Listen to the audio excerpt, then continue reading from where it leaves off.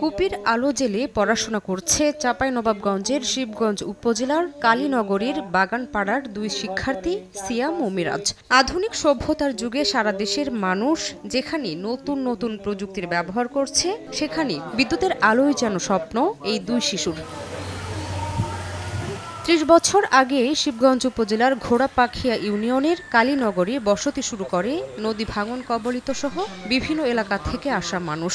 বর্তমানে গ্রামটিতে বসবাস করছে ১২০টি পরিবার। কিন্তু দীর্ঘ আড়াই যুগ পেরিয়ে গেলেও এলাকাটিতে পৌঁছায়নি বিদ্যুতের আলো। বহুবার জনপ্রতিনিধিরা আশ্বাস দিলেও বাস্তবায়ন হয়নি। বছরের পর বছর প্রশাসনের দফতরে ঘুরেও কাজ হয়নি। খুব কষ্টতে আছি, ছেলেপিলে লেখাপড়া করতে পারে না, ছেলেপিলে গরমে ঘুমাইতে পারে না। কারেন্টের লাগে আমরা কার বাড়ি একটা মোবাইল চার্জে দিতে যাচ্ছি, লাইট চার্জে দিতে যাচ্ছি। সরকারের কাছে আমাদের আবেদন, অতি সত্ত্বর যেন আমরা কারেন্ট পাই, সে সরকার যেন ব্যবস্থা করে। অফিস আদালত ঘুরে ঘুরে আমরা আশ্বাস দিচ্ছে, কিন্তু আমাদের কোনো ফলাফল বাহির করে দিচ্ছে না।